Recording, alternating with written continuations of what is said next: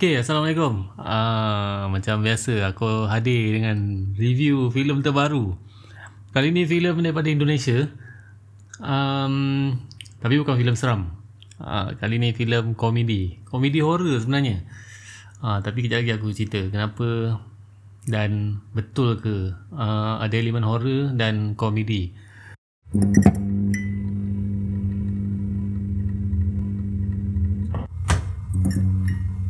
So cerita yang aku nak review hari ni hari ni aku sebab aku baru balik ni. Sekarang dah pukul apa? Dah pukul 12. Tadi aku tengok tayangan pukul 8 malam. Okay, so cerita yang aku nak review hari ni adalah filem yang bertajuk Agak Lain. Ramai yang memang tunggu-tunggu filem ni sebab filem ni dah berjaya raih keuntungan besar dekat Indonesia dan baru masuk kat Malaysia.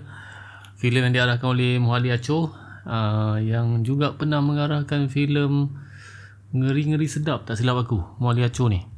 Dan dalam filem ni ada ramai pelakon-pelakon yang pelawak-pelawak sebenarnya yang memang terkenal dengan podcast diorang.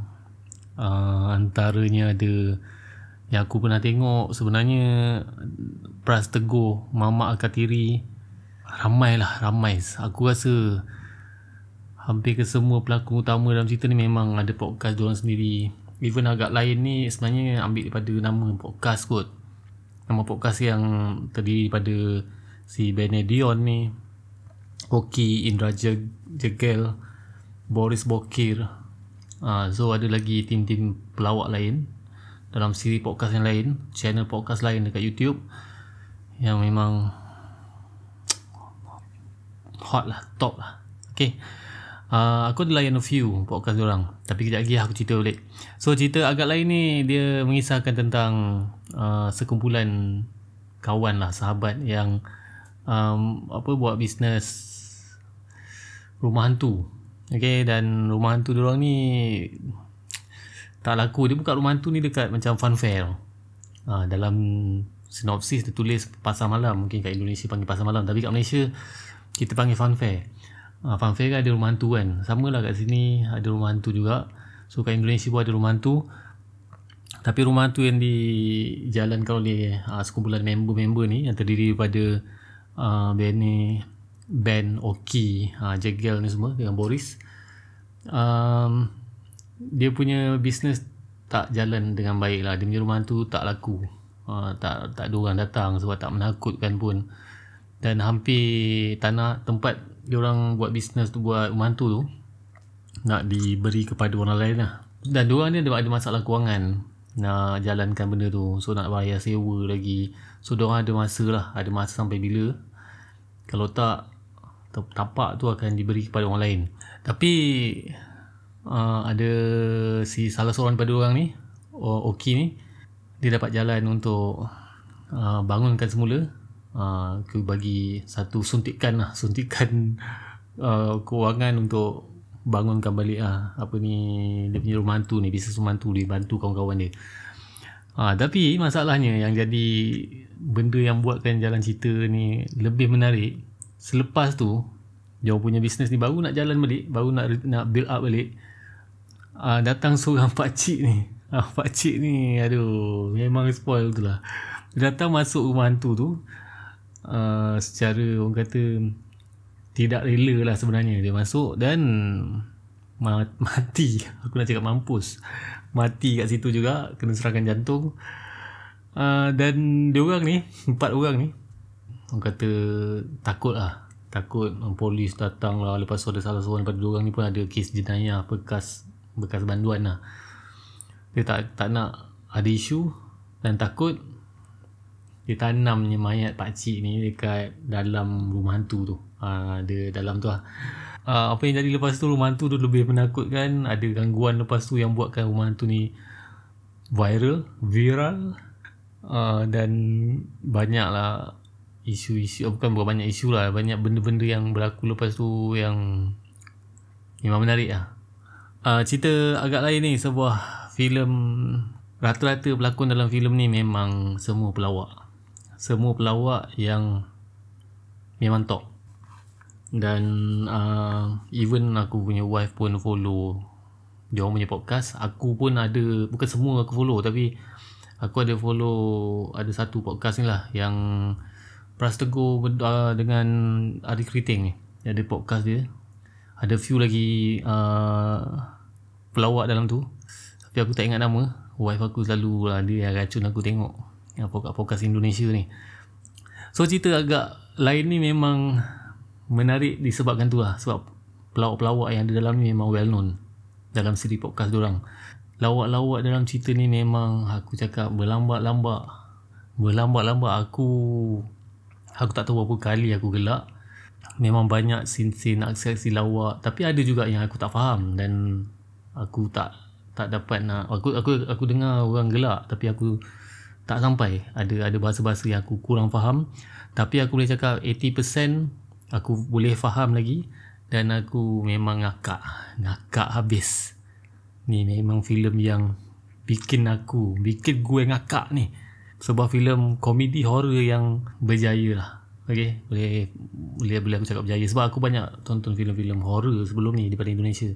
Komedi horror ni banyak daripada Malaysia ya, aku tonton lah sebelum ni.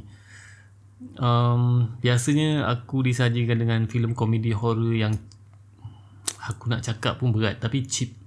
Lawak yang dipaksa-paksa ni, macam disuap dalam mulut aku secara paksa. Kau makan aku punya lawak ni. Lawak yang memang dibuat-buat lah. Dalam filem agak lain ni ada juga lawak yang aku rasa try hard, tapi sikit. Ada satu scene dekat meja makan tu aku rasa macam try hard tapi sikit. Yang lain tu memang spontan yang buatkan aku gelak terus. Rata-rata 80% aku boleh cakap memang lawak cerita ni. Tapi cerita ni sebenarnya dia genre aku boleh cakap komedi horror lah. Sebab dia ada elemen horror sikit dalam tu. Masih aku boleh cakap genre komedi horror sebab ada elemen horror, cuma tak seram. Memang tak seram. Tapi seram tak seram tu perkara lain lah. Tapi cuma genre tu masih ada lagi elemen horror. So aku boleh cakap cerita komedi horror lah. Tapi yang aku paling respect bila diselitkan dengan mesej-mesej yang baik lah untuk sebuah filem komedi horror macam ni. Jalan cerita yang menarik, dia punya pace dia yang cantik. Daripada awal macam mana diorang ni ada masalah, lepas tu tiba-tiba dapat orang kata build up balik bisnes diorang, tiba-tiba jatuh balik, lepas tu naik balik, turun naik. Dia punya konflik tu. Tapi aku suka sekali macam mana pelakon-pelakon ni, rata-rata semua memang pelakon-pelakon pelawak, diselitkan juga dengan scene-scene menyedihkan lah. Benda-benda yang beremosi, yang aku rasa aku respect diorang. Sebab diorang pelakon lawak, tapi dalam cerita ni part emosi tu memang sampai. Especially kat hujung cerita ni, memang aku rasa sampai lah. Menjadi diorang ni ada yang bukan, aku boleh cakap bukan sahaja boleh melawak lah, tapi juga boleh bawa yang beremosi lah. Aku tak boleh cakap diorang ni berlakon sedih tu perfect, tak. Tapi masih boleh bagi impact dekat penonton. Tu yang hebatnya lah. Okay, korang jangan expect diorang ni berlakon sedih macam pelakon-pelakon pernah dapat Oscar. Tak lah, tak ada sampai macam tu. Tapi masih boleh deliver emosi tu kepada penonton lah.